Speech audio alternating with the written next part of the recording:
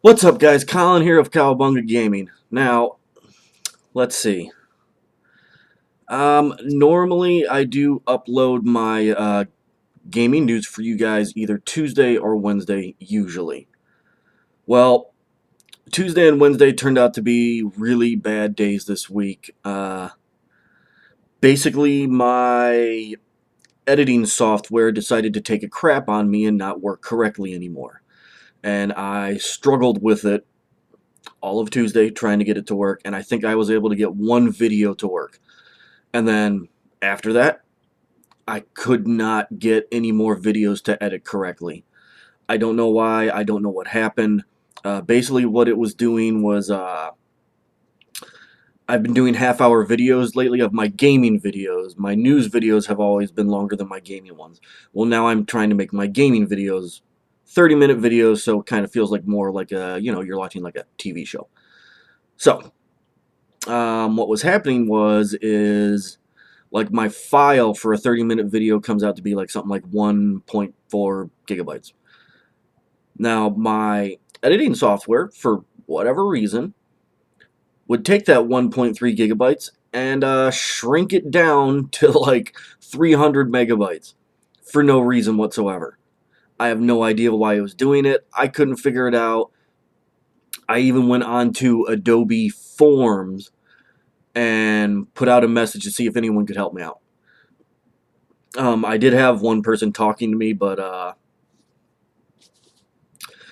by the time um, we kind of started figuring stuff out a little bit, I had figured out what the problem was and fixed it. And sadly enough, and actually like really annoyingly enough, I had to wipe out my entire computer because that was the only way to fix my problem. Because since then, I wiped it out last night. After I wiped it out, restored everything, put everything back into it again. The first video that I tried to put up worked. I put up a second video this morning of Uncharted 4. It worked. And I'm actually in the process right now of rendering another video for Uncharted. Hopefully that one works too. So, I don't know what the problem was. Maybe I had like a virus or something. I have no idea. I wish I knew, but I don't. So that's what happened. That is why my video is late. That is why I'm doing it today. But today's video, it's not going to be a long one. I'm only doing 2 stories today because it's Thursday, and Thursdays are usually busier days for me. I have errands I have to run today. I have to go to work earlier than I normally do. So today's a little bit of a push to try and get everything out for you guys. So, with that being said, now you guys are caught up with what was going on with me, because that's why, like I said, the gaming news didn't pop up for 2 days. That's why it's popping up on a Thursday, because I was having so much problems with my editing software. It looks, as of right now, that I got everything fixed. So, here's the hoping. Now, the first thing I wanted to go over with you guys is Resident Evil 7. Now, I just found a brief thing that I wanted to read to you guys, just because I found it interesting. I have not played a lot of the Resident Evils that have come out. Now, obviously, back when the older PlayStations had the first Resident Evils that came out, I played those. Ever since then, I just never got into it again. But I don't know. Resident Evil 7 is in development and will be announced next month at E3 2016, according to Japanese analyst Serkin Toto. Writing on Twitter today, he also revealed that the game will return to the franchise's horror roots, and that Capcom has hired designer Jordan Amaro to work on it. He's no stranger to big-name franchises, and he also worked on 2015's Metal Gear Solid: The Phantom Pain. Now, there's 2 things on here from Twitter from this Serkin Toto guy. The first message is Resident Evil 7, yes, it's in development. The entire game will go back to Resident Evil's horror roots and essentially be a clean slate. And then the second thing is they will show it at E3. The Resident Evil 7 team hired Jordan Amaro, a designer who previously worked on Metal Gear Solid, and PT at Kojima Productions. Now, that's the part of the Twitter account you guys get to see there when that was being... or you guys don't get to see it, but what I'm trying to say is that was there. That's what was written, and they're showing you that. The existence of Resident Evil 7 would come as little surprise. In October last year, veteran producer Masakika Kayata told fans to stay tuned for news about the game. We're currently not at a state to talk about it, Kawata said at the time, but please stay tuned. In October 2013, a reference to Resident Evil 7 was spotted on a contract employee's resume. GameSpot's Resident Evil 6 review scored the game at a 4.5 out of 10, calling it a messy mix of annoying quick-time events and constant set pieces. Overall, the game was met with mixed review scores. Capcom shipped 5 million copies of the game, but said various challenges and inadequate organizational collaboration led to the title performance being below expectations. Some have remarked that the Resident Evil series has strayed from its horror origins in favor of focusing more on action. In that 2015 interview, Kawata seemed to agree. Since there's been more spin-off titles, I can see how it can be perceived in such a way, Kawata said, and of course I believe that we should produce titles that bring out the horror. I'm thinking about it and also preparing for it. Capcom has announced plans to hold its own E3 briefing this year. Historically, the company operates a booth on the floor, but does not conduct its own show. Interestingly, just recently, Capcom announced that their major unannounced games will arrive by April 2017. One of theirs is expected to sell 4 million copies, suggesting it comes from an established franchise. However, nothing so far has linked to the Resident Evil series. The next Resident Evil game is shooter spin-off Umbrella Corps, which comes out in June for PlayStation 4 and PC. Capcom is also planning to release Resident Evil 5 and Resident Evil 6 on PS4 and Xbox One, though release dates for those new generation ports have not been announced.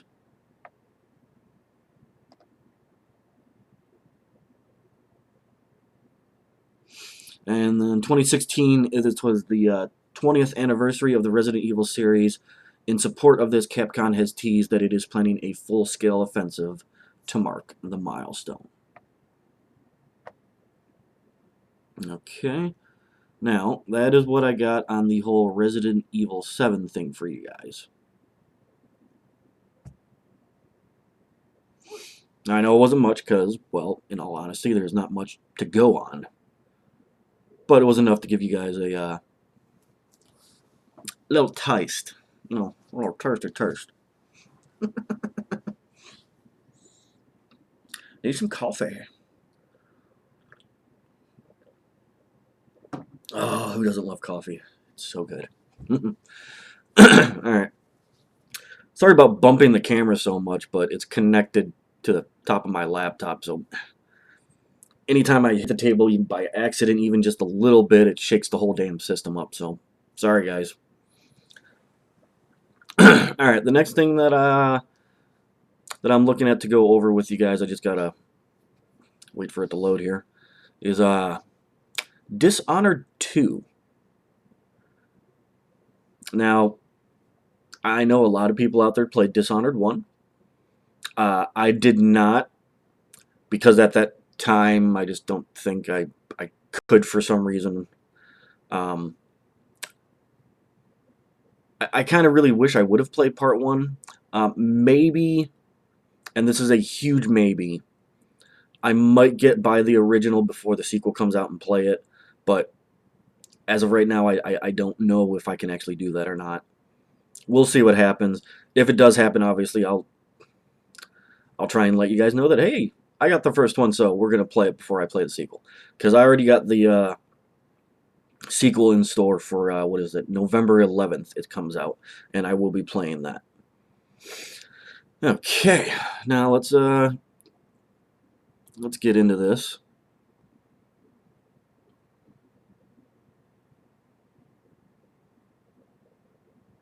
And the thing that we're reading is Dishonored 2 devs on building a more ambitious sequel. It's a decently sized article to go through, which is one of the reasons of why I wanted to read it to you guys. And, you know, putting this with the, Resident Evil 7 news, it should make just the right amount of long enough video that, so I can upload for you guys to have something, because like I said, usually Thursdays I don't do this. I usually don't have the time. So right now I am time crunching as best as I can. So let's see here.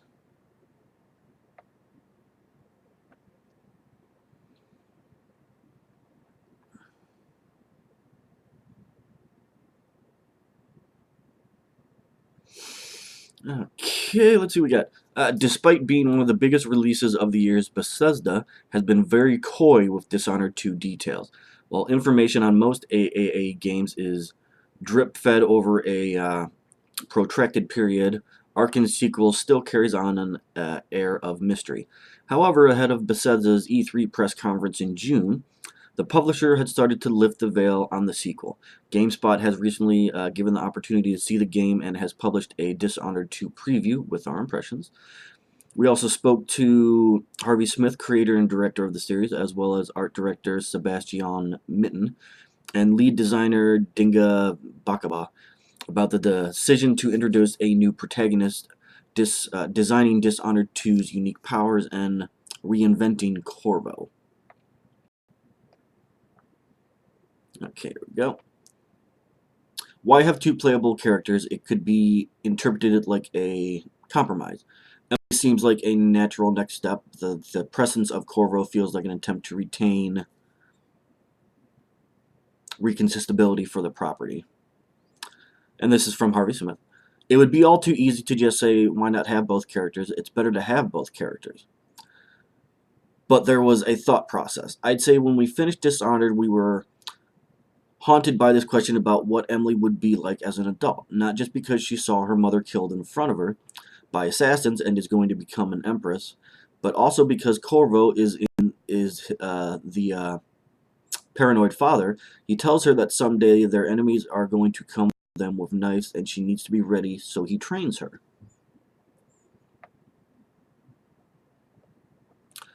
She's also privileged. She's born in a place and lives her life there. Or, of course, she's born in a place. She's born in a palace. And she lives her life there. Then everything gets taken away from her and she's on the run. She travels to a place that's exotic to her and sees how the other people live. The people that don't live in palaces. She sees how some people live in palaces in a way that's very cruel, so this little girl that was a moral reflector of you when you're played as Corvo is immediately a compelling character. Dunwell, Empress, Assassin, all these things are meaning in making up who she is. These games are two halves of a circle. This pivotal event that happened when Jasmine Caldman was killed shifted the entire empire. Corvo had to respond to it, and now 15 years later, you see the final outcome of it through Emily. As we are working through the game, we also felt this deep nostalgia for Corvo, this guy who is aging and is trying to protect his daughter one more time. In his case, he's also going home. In Dunwell, he was seen as the foreigner, the outsider. Dunwell was a very dogmatic society. It was very saturated society with aristocrats at the top of everything. Corvo comes from Sarkonos, so while Emily is exploring a foreign place, he's going home. And how are all these nuances reflected in both Emily and Corvo's design? This is Sebastian Mitten. Emily's lineage as an empress is in her posture and her gestures. The anatomy of the character is made in a way that you can read the past of the character and the position she held. The costume, she also does this. You see that she's the Empress of the Isles through how she looks at people and interacts with them. But you can also see there's something wrong that happened in her past. The murder of her mother, and you can see her connection to Corvo. When you see them together, you get a sense of the progression from the first game when she was a child.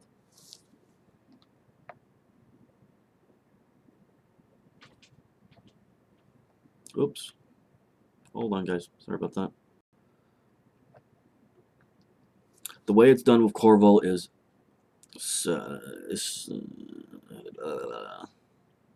you'll notice he doesn't wear his hood. He has a human presence without a mask. This is something we focused on. It's important and meaningful to have the player connect and emphasize with Corvo. We think it's more interesting that when Corvo found the guy who killed the woman he loved and set the events of Dishonored in motion, he spared him. Does voicing the characters mean Emily and Corvo are more rigidly defined in the sequel? The first game allowed you to shape the characters through actions.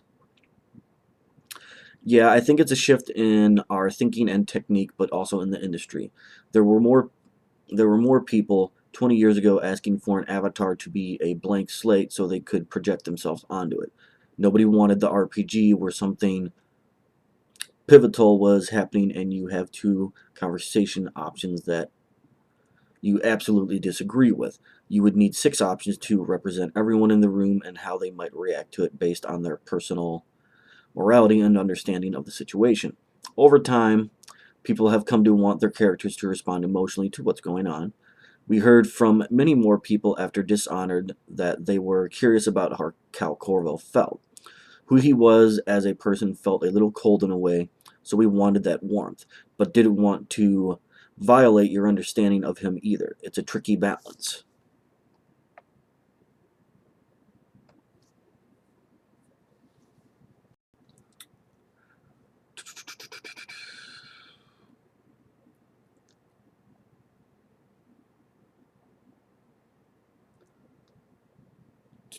Sorry guys, I'm just trying to...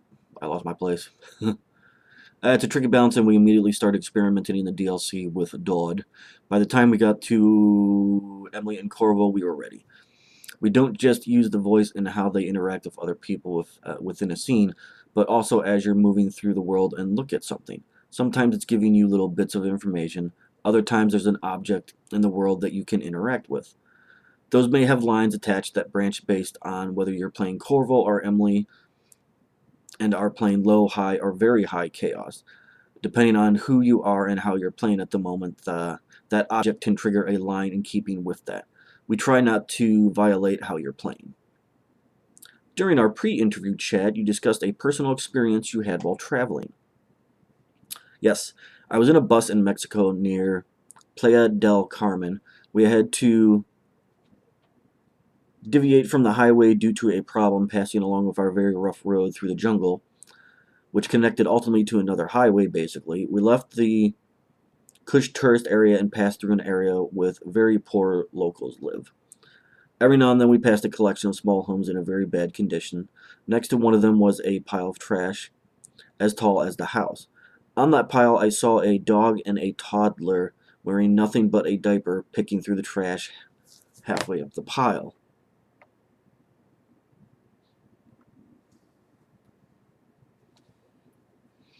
It was stunningly sad, and I had the guilty feelings of the privileged tourist, the mixed doubts about whether my vacation money was helping anyone by providing jobs or just supporting a badly two-tiered system resulting in endless poverty. It was a hard image to process. Do you think that has informed the creation Emily, either intentionally or unintentionally? She seems like she's undergoing a similar kind of shift in perspective. I think so. I have a pretty amazing life now, but I wasn't born in a palace. Let's put it in that way. That's one of my favorite things about Arkan. It has the soul of a little company. We were founded 17 years ago, and one of my favorite things is that it feels like the personalities of the people on the team and their history end up in the games. It's not just big corporate endeavor where we're testing these video games and put all the pieces in that will maximize the sales. Different people on the team have had different experiences and they come out. I can look at different parts of the game and see a certain person in that It's important to me that it's a labor of love.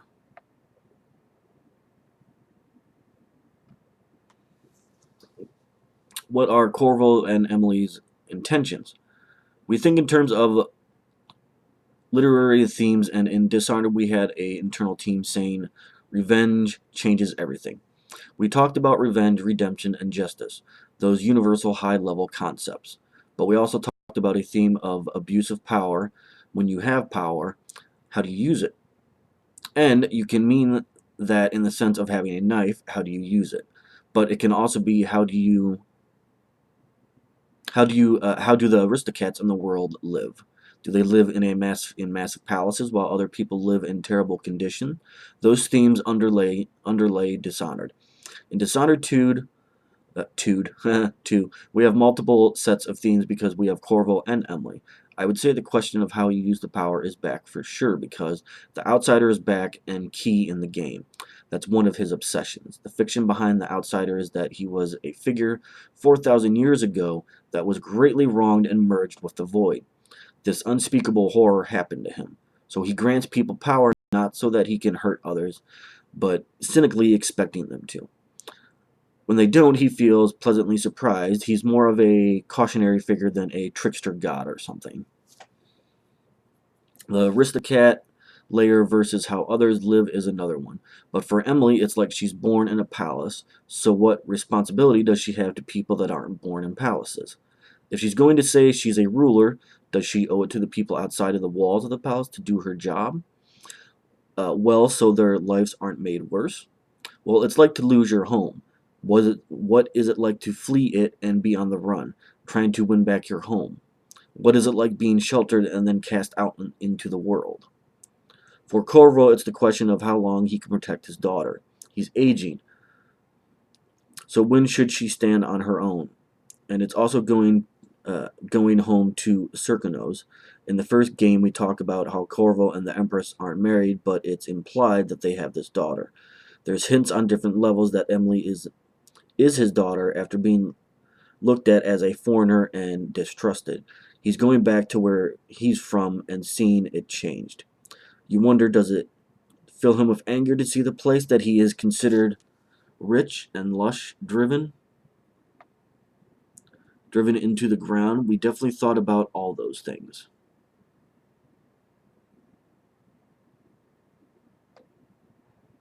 This is pretty interesting.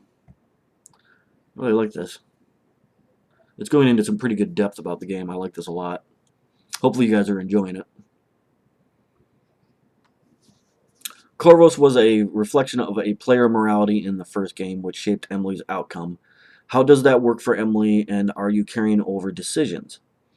We didn't have the option of picking up at the end game decisions from the first game. Hold on, I think I got to sneeze. Okay, maybe not. Emily could die in the first game, so we had to assume some things. We canonized the outcomes we thought were most interesting. It was more interesting that the High Overseer was branded with the Heretic's mark. You kill lots of people in video games, so this is more interesting piece of fiction. We think it's more interesting that when Corvo found the guy who killed the woman he loved and set the events of Dishonored in motion, we spared him. He spared Dodd. In terms of moral reflectivity, I would say we do have some characters around that react more cynically or optimistically based on how you're playing. In between missions, you come back to your boat. The Dreadful Whale. The Dreadful Whale, that's funny. And Megan Foster is the captain of that ship. Anton Sokolova is also on board. Those characters do a lot of their mood changes based on how you're handling things. Also, we just use the player's voice a lot. All the lines through the game branch to give that sense of who they are based on how you're playing. And then in terms of playing, it must be very difficult to design powers that are open but also connect with each other in interesting ways.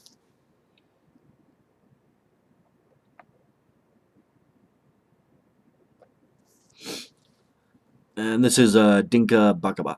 It's not like we're playing alchemists with this, but we do try to make systems that are open. Let's say you have it to design an explosive barrel. Most games would tell the game if the AK-47 bullet touches it, create an explosion. We tell the game there's an explosive barrel, then make it listen to everything that has piercing damage in the world around it, or fire or anything else that could trigger it. That way you don't have to plan for every single combination of actions. A crossbow bolt could create the explosion, but so can a sword. In the mix of planning for the simulation, but at the same time having some control. You don't want to break the game, and crash counts is due to memory problem. It's a balance of experimentation and good planning beforehand. For example, Emily can create a doppelganger, and when it's not upgraded, it will flee. So you can use it to distract enemies, but if you put a spring razor mine on its back, you're changing a distraction tool into a weapon. That's the kind of thing we embrace. She has a doppelganger. That's badass. I like that. That's awesome. One of the things that I find interesting about stealth games and how developers strike a balance between making enemy AI challenging but also predictable enough for players to manipulate and feel powerful. That's tricky, and how you approach that depends on your context. If you're supposed to be a powerless protagonist dealing with monsters and aliens, you probably want their behavior to be inscrutable. If you're supposed to be an expert covert agent like Solid Snake or Big Boss, you probably want him to have the upper hand. In fact, that you as a player are able to predict their behaviors is kind of a mechanical metaphor for his knowledge and experience of the battlefield. So if that's your thinking, do the enemies in Dishonored 2 behave differently depending on whether you're Corvo or Emily, given that one is a seasoned assassin and the other isn't? The same fictional stuff I won't go into, but I'll say it's more about your reaction to them than their reaction to you. Enemies are fighting Corvo, the royal bodyguard, and the Empress, but they're both wanted felons, so they don't dramatically shift behavior. Emily is less experienced, but we didn't want her to be the lesser Corvo. She's trained by her father, so she's extremely badass, but just lacks field experience. The way we approached it is Emily's moves have more flourish. She's young and she's enjoying it. Maybe she won't admit to that, but she is. With organic AI, there's two things. First, we try to make the perception analog and not binary. Not whether they can see you or can't, more like they ask, am I seeing something? Wait a second. I've seen enough that I want to go there and look. Then that looks like a person, so I'm getting my sword out. The player needs to be able to get a feel of that, and even when there's no UI, also in terms of feedback, they need to say things like express their state. The other way is to be very careful about anything. If they immediately know where you are, it feels unfair. There was one thing in Dishonored that we didn't make a big deal of and should have.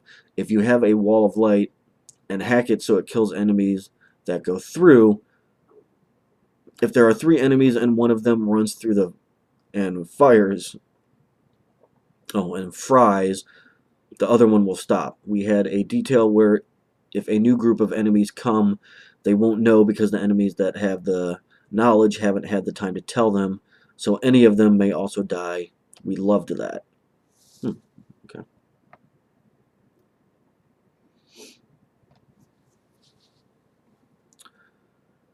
Then you'd have the situation where they'd throw rocks from the other side at you, which actually would decrease the battery on the wall quicker and let them through.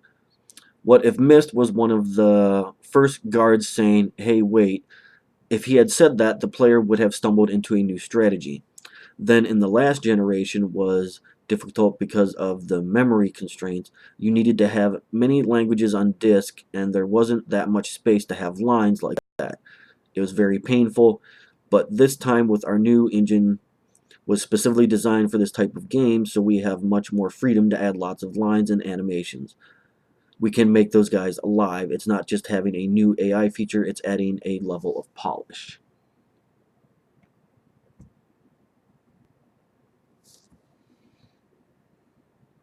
Okay. And then first two quick fire questions. First, do you pick Emily or Corval and play the whole game with them, or can you switch between them during the campaign? You can't switch. We wanted to start with Emily, which is exciting to us for a number of reasons. It's the new character, so you get to have a moment in the life of the Empress. Announced as you come into the room, everyone looks at you because you're an important figure. This is your throne room, but you also get to see Corvo look at you and talk to you for the first time. Then you play a while, and an inciting event happens where you have to make a choice between them. They have different powers and assassination moves, and the game supports multiple playthroughs because they have violent slash non-violent. I think a lot of people are going to play as both. Second, is it the same story for both characters? Yes, it's largely the same series of missions and stories. The difference is their mechanics vary in terms of supernatural moves and assassination skills. There's so many pathways that you can't take them all, so each time you play you're going to find a different one. But then the personality and the voice gives you a different flavor. Alright.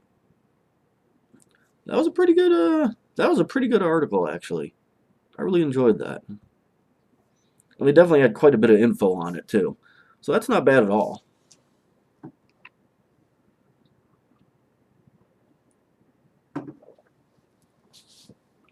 Alright, guys. That is all I got for this week's gaming news. And again, I'm sorry that the news didn't pop up until today. But, you know, like I was telling you guys, there was nothing I could do about it. My editing software and my computer just decided to go crazy and not do crap right and not work right. So, had to wipe it all clean. And now it looks like everything is back to normal, hopefully. Also, I beat Uncharted 4. I have all the footage for it. I'm in the process of, getting it uploaded to you guys. I also have Doom, and I also have Homefront: The Revolution. So I have, all three of those things that I'm gonna be uploading to my channel once, I get time to get stuff, start rendering stuff and whatnot. So more Uncharted, Doom, Homefront: The Revolution, and then next week, Teenage Mutant Ninja Turtles: Mutants in Manhattan, but that won't be till later on the week, probably like Friday or Saturday, I think, is when I'm getting it. And then that's it for right now, guys. All right. So do me a big favor, hit that like button because it definitely helps me out a lot to keep doing what I'm doing here for you guys. And if you like the channel and you like what you see and you like all the content I got going, hit that subscribe button and become a Turtle member. Alright guys, this is Colin with Cowabunga Gaming, and that's a wrap. Deuces.